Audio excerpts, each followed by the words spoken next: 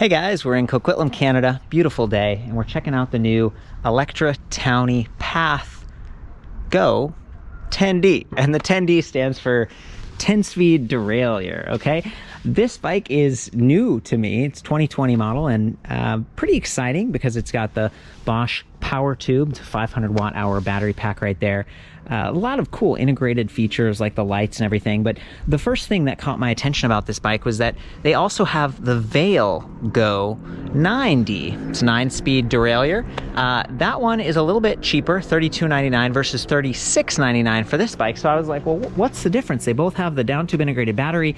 This model, the Path, it comes in this nice high step as well as a swooping step through that looks really beautiful. Bunch of colors. I think it's kind of a, his and hers setup possibly, whereas the Vail only comes in a step through. And the interesting thing about the step through on that is it doesn't have the swooping, like curvy look that Electra's kind of known for. It's more rigid and angular, which is more of a Trek thing, and Trek does own Electra, so maybe they're just kind of blending the two companies a little bit.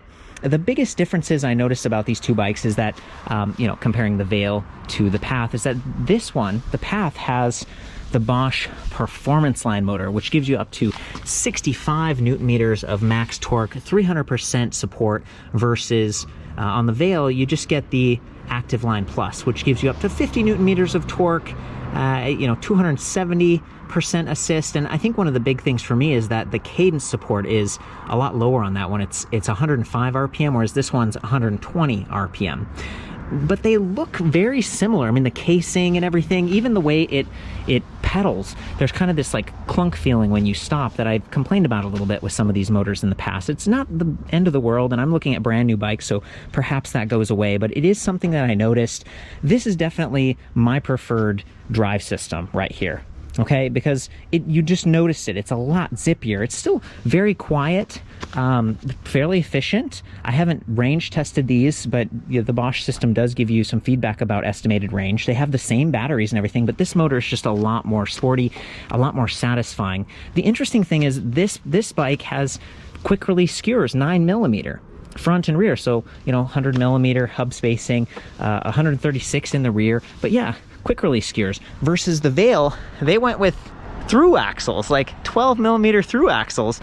It's just odd to me. I mean, that's a big upgrade. That's kind of like a mountain bike type of a part. And back here with the Path, we've got a quill stem right here, which it kind of adjustable height and stuff, but 25.4mm handlebar bore versus 31.8. So the Vail is set up, it almost feels more like sturdy mountain bike kind of thing. Even the fork, it's like this hydroform tapered, versus this is just kind of traditional look. It is an aluminum alloy fork. I was expecting steel. And in fact, the fenders, these are also aluminum alloy. Beautiful paint match. Same thing with the chain cover. Now this is steel, and I've noticed that the chain will bounce around and bump into that occasionally. I hear like the clunk or ding, and you could get some rust on this over time, but it does keep your pant leg clean. The Vail has a nice, just a guard, like a chainring guard, just like this one, and it's silver, whereas this is black, kind of blends in with the motor. They both have a 40-tooth chainring.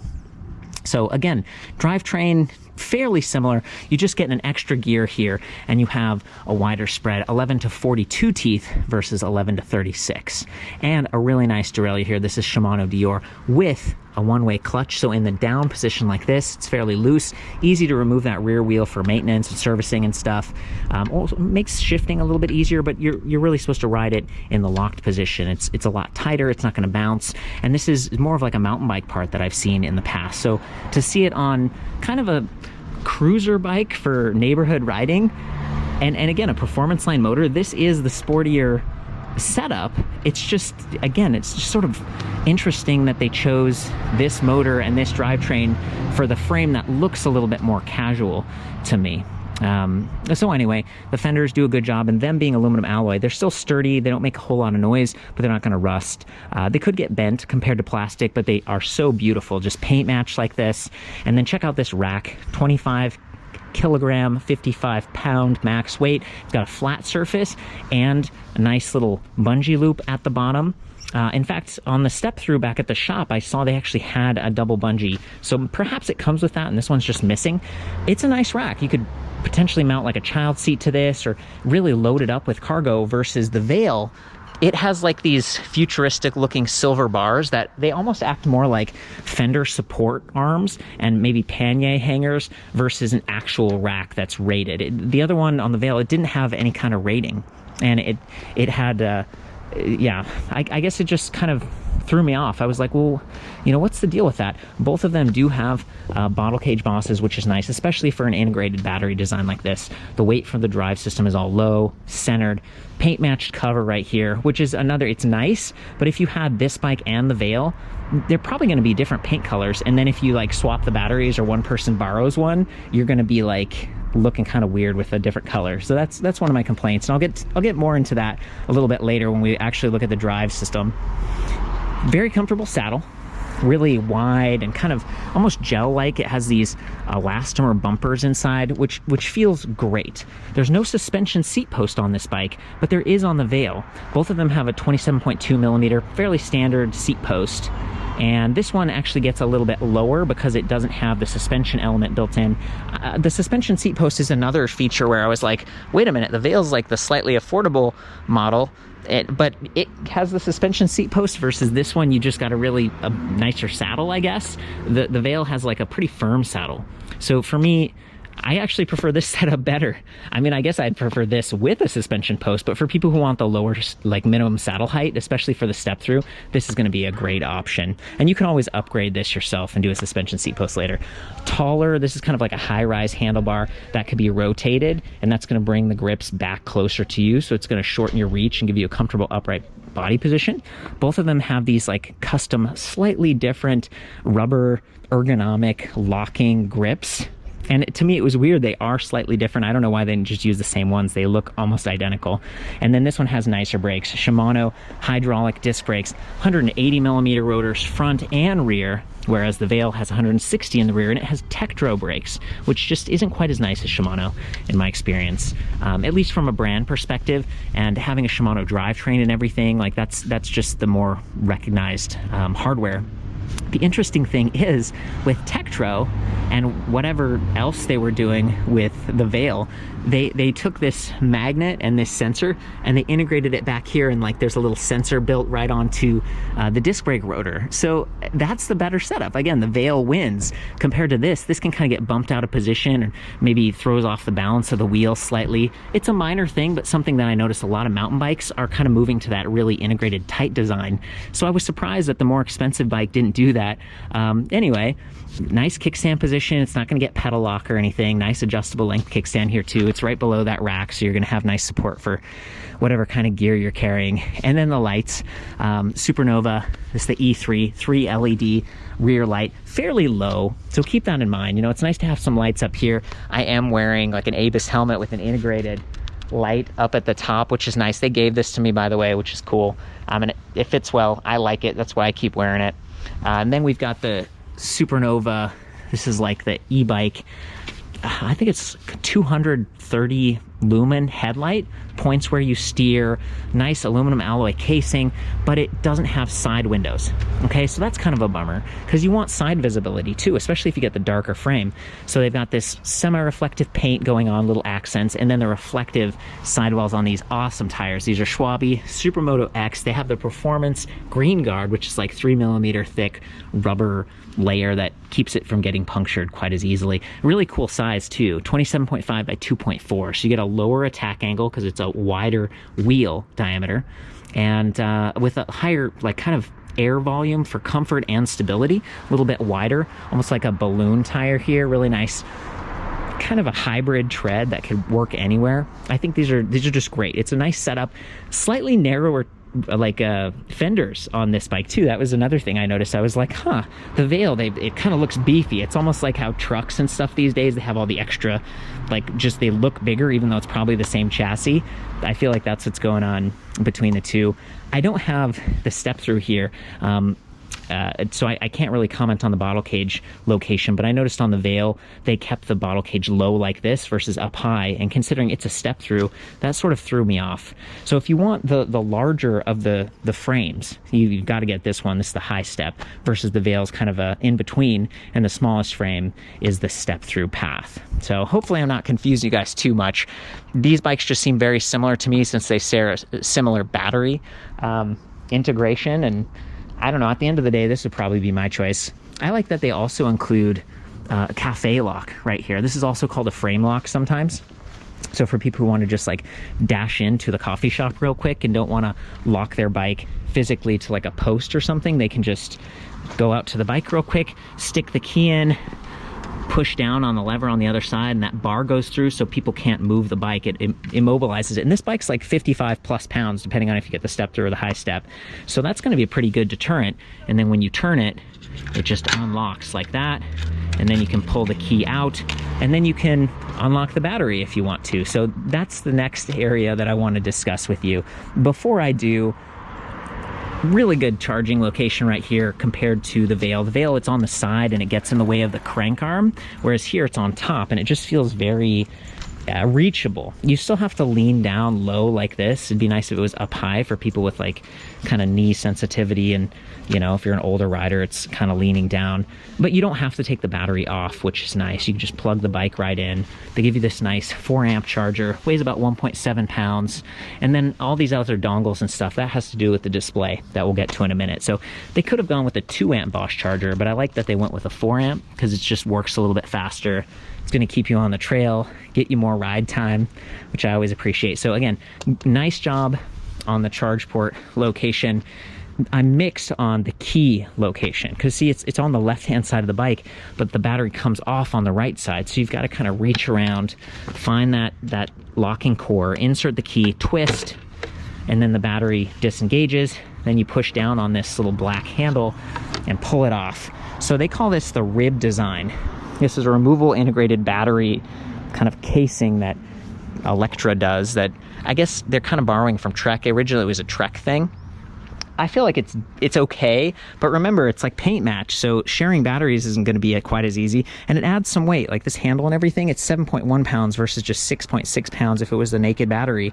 A lot of the other bikes out there, they're just using like a black plastic cover, which is going to be easier to replace and lighter. So again, for me, it's kind of a mix. You can see that it inserts right here. This is also the 500 watt hour battery pack, 36 volt, 13.4 amp hours, compared to, you know, there is a Bosch Power Pack 625.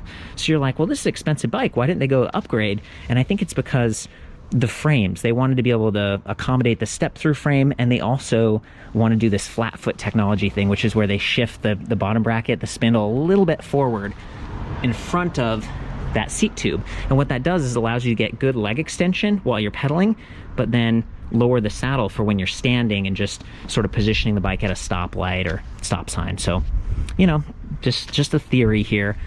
My final complaint about the battery pack, aside from being kind of heavy and color specific, is that you can't just push it in and have it click on. And I think that is possible with some of the Bulls bikes and some of the other companies. The way that Electra/Trek designed this, there's just this metal bar.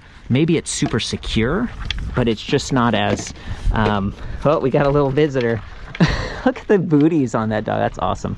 So anyway, as you're trying to get this thing on, you have to use two hands and like unlock it again and then click it in. Do you hear it click? Now we can kind of push it that last step and then remove the key. So for me, that's just like unnecessarily complex. Maybe it makes it quieter or more secure. I don't want to complain too much, but it is a difference that I noticed that I wanted to kind of highlight with you guys. Okay, so I think we've covered most of the drivetrain, a lot of the little extra features and things that I was noticing. I want to point out that there is like an additional mounting point here on the fork, maybe for a basket. Electra has a lot of cool accessories and stuff, but I haven't really confirmed that. Just that they have a bunch of colors, and really only the two kind of sizes on this one. That's the high step or the step through versus the one size on the Veil. The last piece is the, let's see, before we get to the display, nice little bell. And see this graphic? They had a similar graphic on one of the high step bikes. Like the actual bike frame looked pretty cool, really stylish.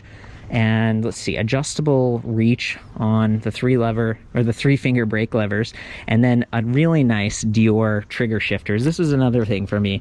So you can push and pull this, versus on the Veil, it has like Acera shifters or something, and you can only pull, so you have to use your trigger finger like this versus being able to use your thumb. And I like to use my thumb for both, so for me that was like a miss.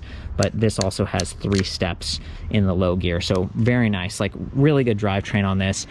Now the display, look at this thing. This is the smartphone hub from Bosch with the universal mount right here, so you can just put your phone in this. It pivots a little bit, that's kind of cool. And there's a little USB charging port on the side. This is micro USB 5 volt 1 amp output, and that's why they have these little dongles. This is what I was talking about before, right?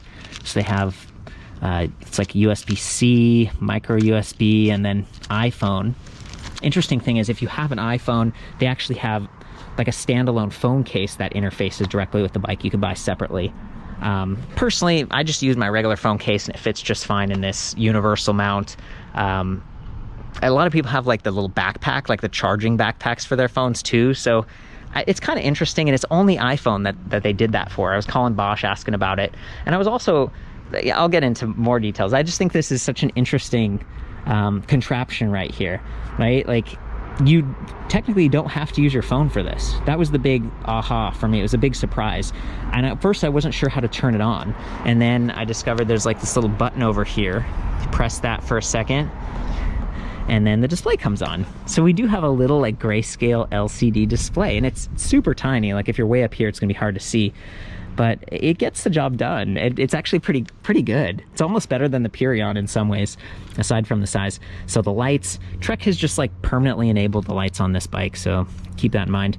Speed, it's in kilometers per hour. This is what I was talking about a second ago. You can't change the units with the display and the buttons here. You actually have to use your smartphone and sync it with the bike using Bluetooth, and then change the kilometers to miles if you want to. So that was a bit disappointing to me. You know, if you don't have a smartphone, you might need to get some help from the shop. And then over on the right, we have range estimate. So right now I'm in 0 level of assist, but if I press plus, we go up to eco. It says 89 kilometer range with this 85% full battery. I love that they gave battery percentage here instead of just, you know, like 5 bars like they did on a lot of the older Purion and Intuvia displays.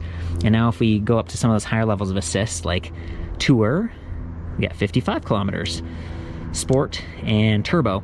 Turbo is where we get the full capacity of this motor, 65 newton meters of torque, 300% assist. It's gonna wear your battery down faster, but boy is it fun. And yeah, way down to 39 kilometer range. So yeah, you know, it's trade-offs and stuff. But the old, like Bosch acquired this company, it's called Kobe, and they've updated this interface to have a display. The older Kobe smartphone hub, it didn't have a display, so that's cool. And it looks like there's a light sensor right there and stuff. So if you want to charge your phone and stream music, like you could listen to your music while you ride, or maybe you want to use their mapping system and you can actually turn it on so it gives you voice directions like turn left at the light. You could do that with this, and you can navigate through all the different levels of assist and see your battery percentage and a whole lot of other stuff with the smartphone. But you do have to own a smartphone. You have to mount it there.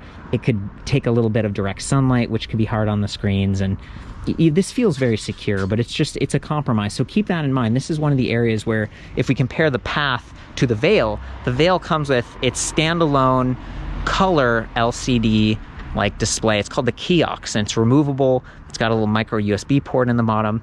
It's a really nice display, and it works great. It doesn't force you to kind of use your phone to get all the better readouts and have a larger display. So that may be a deciding factor for people, but I think a lot of shops for like a couple $100 maybe, they can buy the other display and swap it out with you.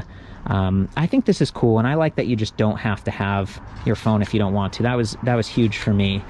The button pad over here, it's fairly clicky, easy to reach. It's got all these extra buttons left and right so you can navigate the smartphone hub, and I think you can even swipe and touch it, but it's nice that you can do a lot of that without taking your hand off the grip, for safety, of course. And then there's walk mode, so there's a little button right here. It's a little bit crowded with the bell, but yeah, if we press walk mode and then you hold plus, That motor's going to kick on, which is great for if you're in a crowded location or you get a flat tire, heaven forbid, something like that. It's a good setup.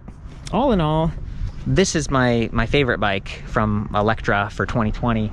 I think it looks pretty cool. You got the two different frame types, the colors, and just the drive system is great.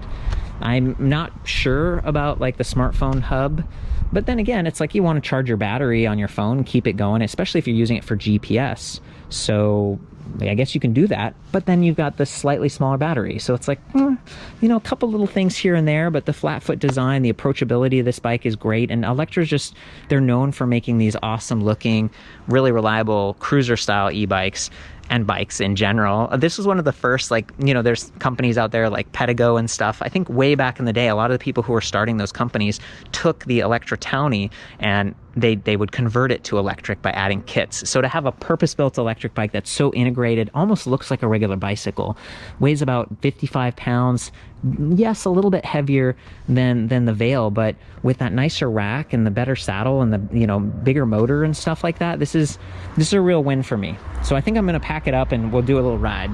Okay, we're in the highest level of assist. Let's pedal on.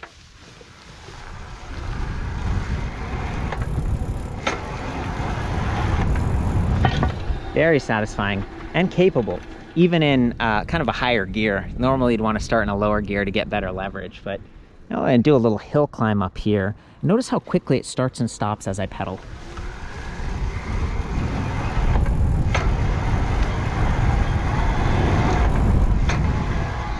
Very stable with those wider tires, not getting like speed wobble, not a lot of frame flex, especially with this high step frame. It's working really well. Feels very comfortable. Then I might shift the gears here.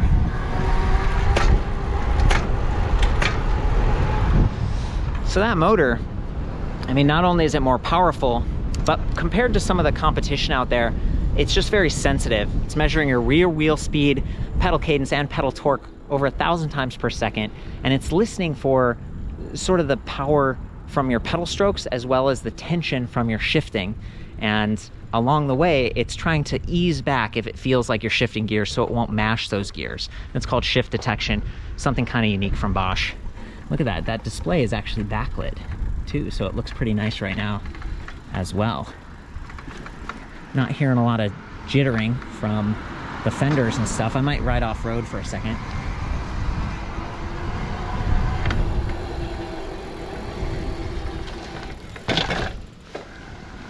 Oh, not bad. Very secure.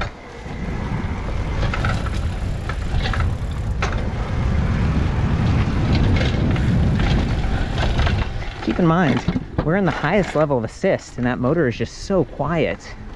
For me, that's the biggest win of the new 2020 Performance Line motor compared to the older ones. They had like a reduction gear and stuff. It would kind of create like a ring sound. Let's try to get up to that 120 RPM.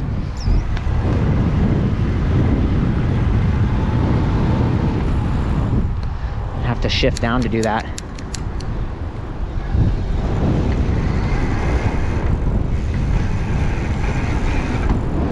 There we go. I think we hit and topped it, and it worked okay. You know, you hear it kind of ring, like struggling to keep up with me.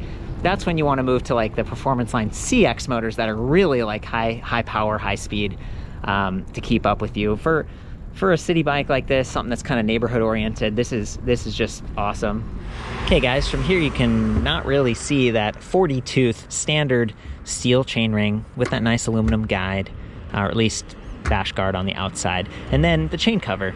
I'm going to be pedaling along in the highest level of assist so you can hear the motor performing and listen to how quickly it starts and stops. But note that sometimes when I stop pedaling, I feel like the motor kind of like clunks forward a little bit.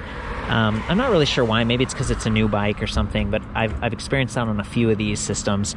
And I like that you can pedal backwards like this and actually cycle the chains so you could do some maintenance and lubricate it without maybe needing a bike stand. That's pretty cool. I'm just gonna shift through the gears, listen for the shift detection, and maybe I'm gonna ride across the grass too so you can hear what that's like, rattling.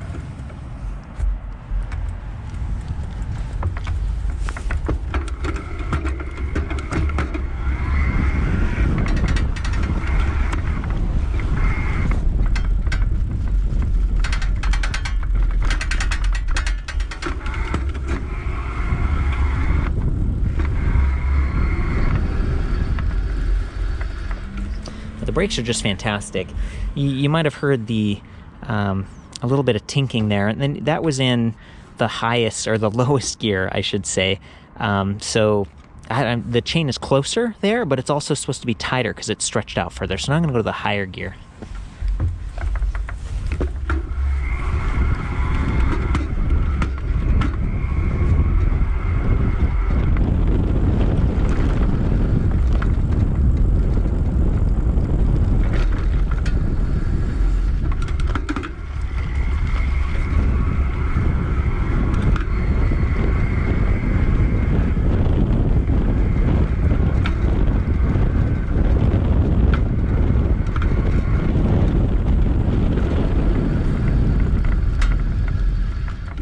Pretty quiet overall, not bad.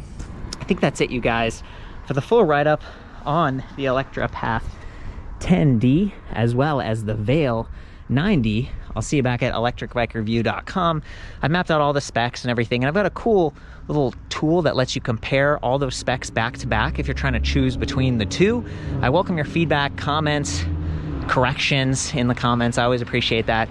I love you guys. Ride safe out there. We'll see you on the next one.